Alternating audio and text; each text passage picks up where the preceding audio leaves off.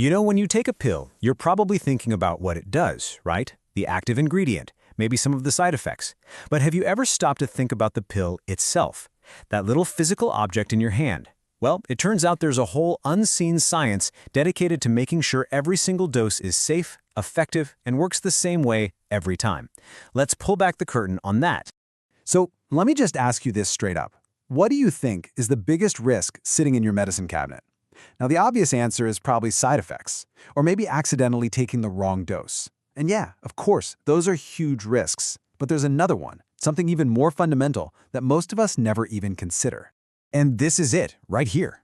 See, beyond the side effects we know about and the medication mistakes that can happen, there's this third massive category, product quality defects. We're talking about a huge source of preventable problems. These are issues with the actual physical medicine, its strength, its purity, whether it's even what it says it is. These defects can cause real harm. So the big question is, how do you stop that from happening?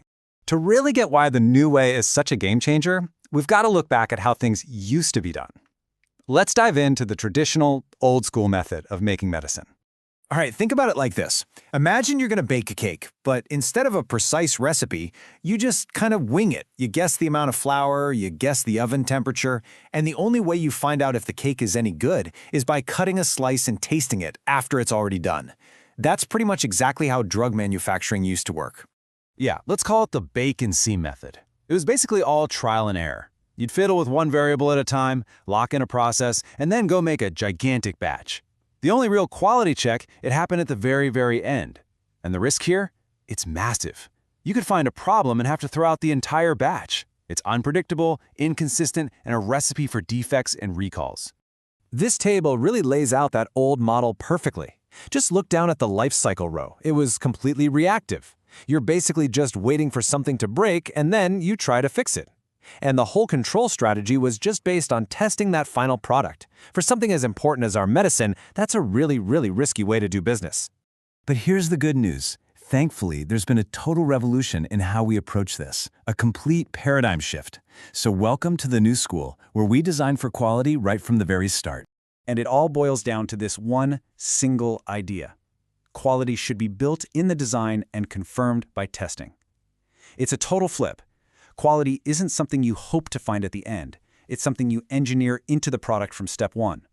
In other words, it's proactive, not reactive. And this slide just shows how totally different the new approach is. I mean, look at the process row. Instead of being super rigid, it's adjustable within something called a design space. And check out controls. We've gone from simple pass-fail checks to real-time monitoring. The whole life cycle is now about preventing problems and always getting better. So, this whole new philosophy, it's got a name, Quality by Design, or you'll often hear it called QBD. And it's really built on a few core connected concepts. Okay, first up is something called the Quality Target Product Profile, or QTPP. The easiest way to think about this is that it's the master blueprint for the perfect pill. Before you do anything else, you define exactly what that final product needs to do, what it looks like, and how it should perform. It's our perfect cake recipe written down before we even get out the mixing bowl. So, if the QTTP is our blueprint, the next logical step is to figure out the critical quality attributes, or CQAs. These are the absolute make or break properties, the things you have to get right to end up with the product you designed. For our cake, that might be things like the perfect moisture level or a specific texture. For a pill, it could be its purity or how fast it dissolves in the body. And this all leads us to the coolest part, in my opinion, the design space. This is where the real innovation is. Scientists run all these systematic experiments to map out the exact combination of ingredients and process steps, like mixing speed or temperature, that guarantees you'll get a quality product every single time. It's like having a scientifically proven no-fail zone for manufacturing. Okay, so we've got a blueprint. We know the deal breakers. And we have this guaranteed no-fail zone to work in. But what does all of that actually mean for us, for the patients? Well, it all adds up to one thing: safer and much more predictable medicine. The goal of this entire system, this whole new way of thinking, really comes down to this number: one.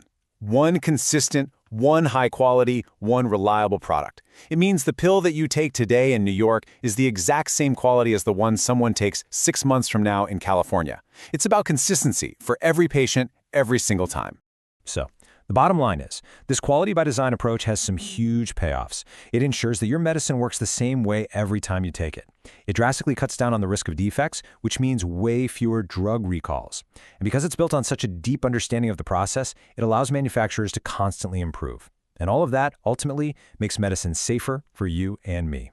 You know those scary headlines you see sometimes about drug recalls? Well, this slide shows the big reasons why they happen. Things like contamination, impurities, the drug being too strong or too weak. These are the exact kinds of failures you get with that old bake-and-see method.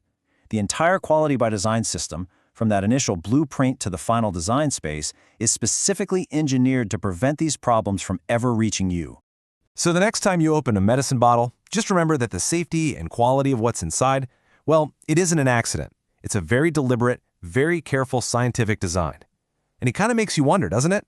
What other invisible systems, what other amazing science is at work all around us that we just take for granted every day?